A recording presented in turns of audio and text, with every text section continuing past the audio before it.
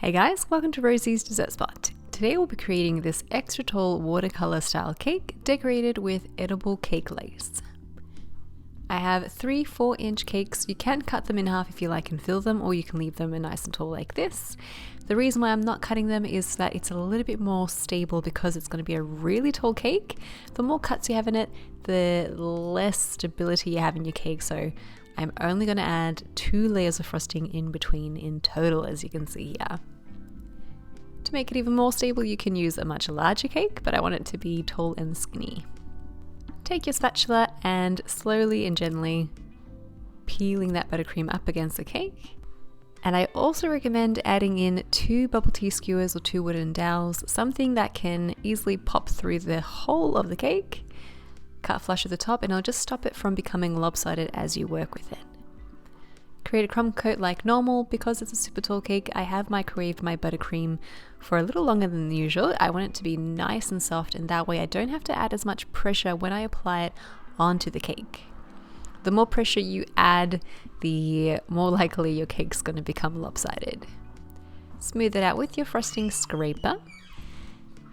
Pop it into the freezer for 10 minutes or into the fridge for 30 minutes just to set that crumb coat, and then apply that final layer of frosting. Again, it will help to microwave your frosting just to make it softer.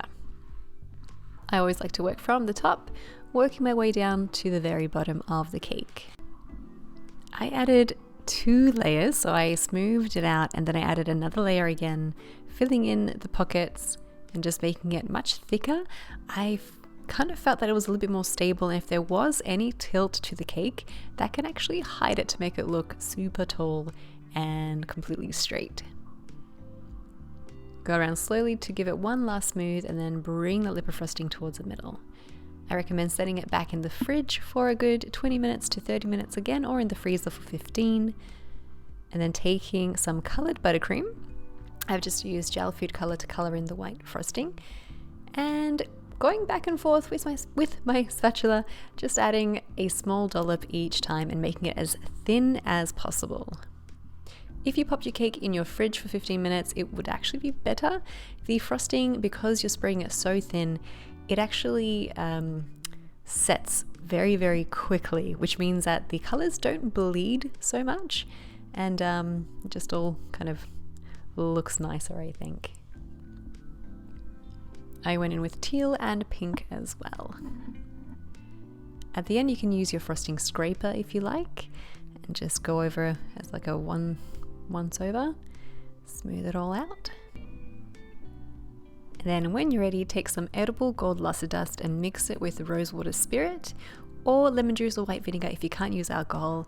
Dip a brush in there to create a paint and then tap the brush so that you have all these little gold paint splotches all around the cake.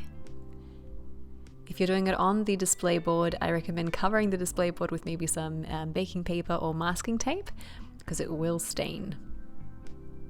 Take your cake lace mold and some cake lace that I've already prepared as per the packaging instructions, and just use a spatula.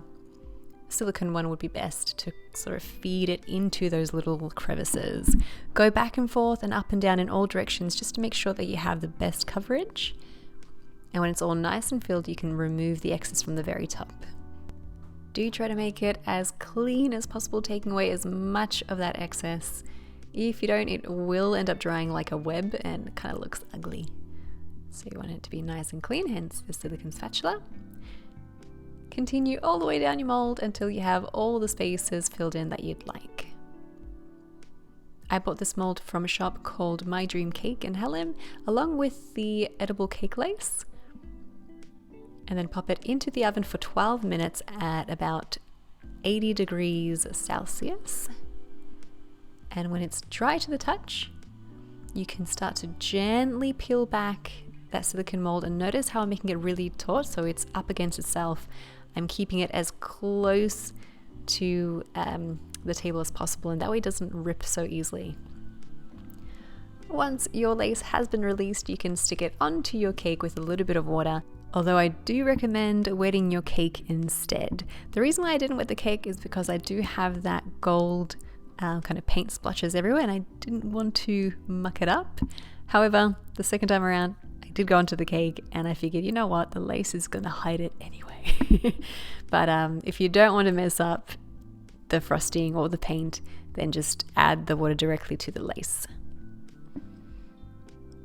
I made sure that this one went up in the opposite direction, so that they had like a bit of a ribbony scallop effect right in the center.